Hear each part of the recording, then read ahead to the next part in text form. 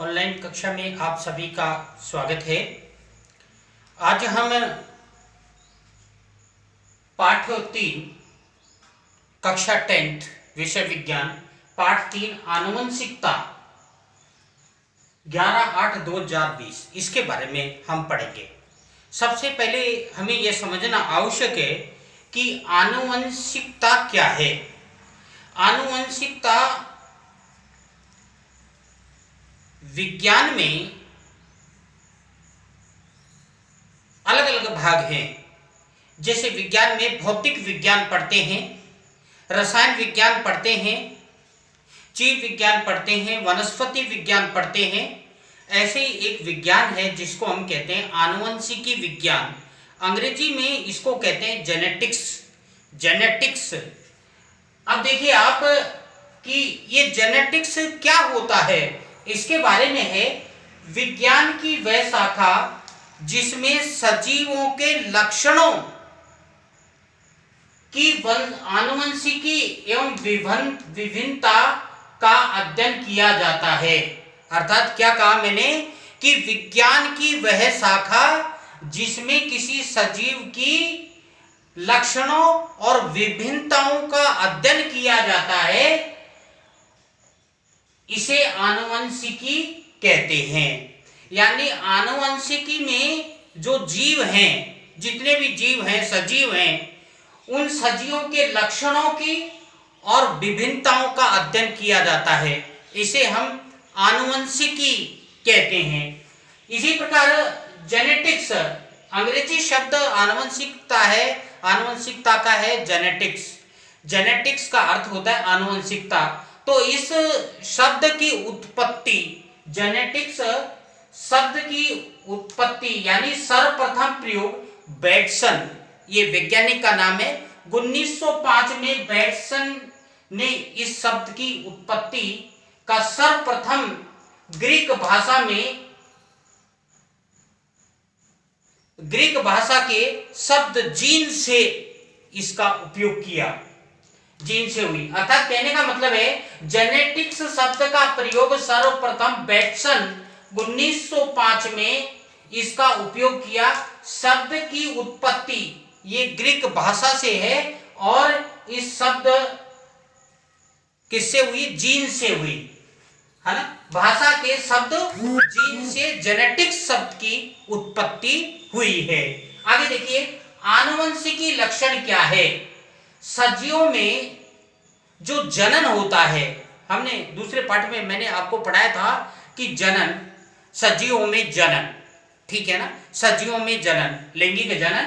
तो ये सजीवों में लैंगिक क्रिया के समय युग्मकों द्वारा विभिन्न लक्षणों की पीढ़ी दर पीढ़ी जो संचरण यानी ट्रांसमिशन, क्या ट्रांसमिशन, पीढ़ी दर पीढ़ी, एक पीढ़ी से, जैसे आपके पिताजी हैं, आप उनके हो गए, एक पीढ़ी हो गई, फिर आपकी शादी होगी, आपके बच्चे हो जाएंगे, दूसरी पीढ़ी हो जाएंगी, फिर उन बच्चों के फिर शादी होगी, बच्चे हो जाएंगे, वो तीसरी पीढ़ी हुई। ऐसे पीढ़ी दर पीढ़ी ये जो लक्षणों का संचरण है, ये पीढ़ी दर पीढ़ी होता रहता है।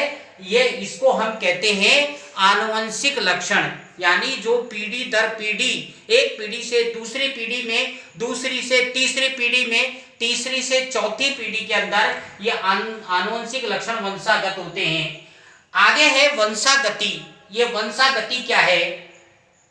आनुवंशिक लक्षणों का जनक पीढ़ी से संतति पीढ़ी में संचरण वंशागति कहलाता है। आनुवंशिक लक्षणों का जनक होता है जन्म देने वाला, माता पिता।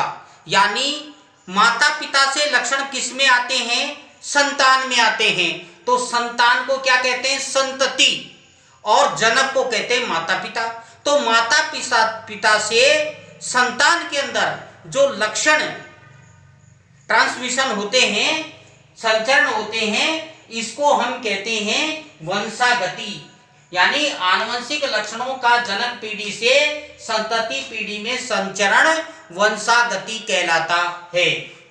वंशागति शब्द का प्रतिपादन स्पेंसर 1863, वैज्ञानिक का नाम है, स्पेंसर 1863 में किया। किसका प्रतिपादन? वंशागति का शब्द का प्रतिपादन। आगे देखिए विभिन्नताएं। विभिन्नताएं क्या हैं?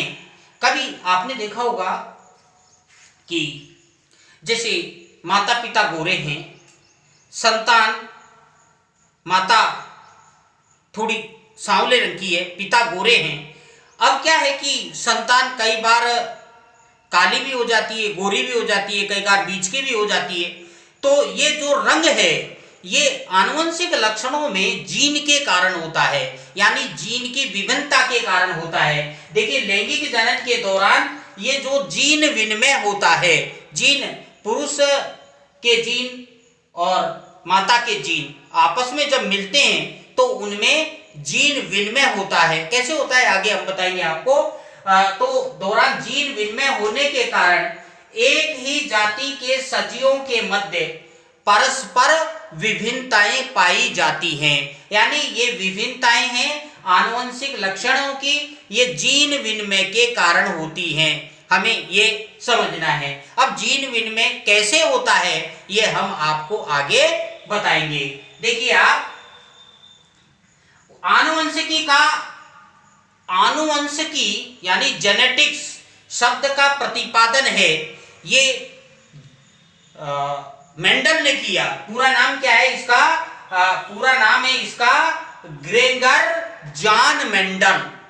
Gregor John Mendel. इसको आनुवंशिकता का पिता कहा जाता है, जनक कहा जाता है। जनक का तात्पर्य होता है पिता। आनुवंशिकता का पिता कहा जाता है किसको? ग्रेगर जॉन मेंडल को। मेंडल की जीवनी के बारे में आगे हम पढ़ेंगे, लेकिन इसका जो जीवन काल है 1822 से 1884 तक इसका जीवन काल रहा है। अब इसके अंदर इस मेंडल की जीवनी के बारे में हम आगे पढ़ेंगे। धन्यवाद, नमस्कार।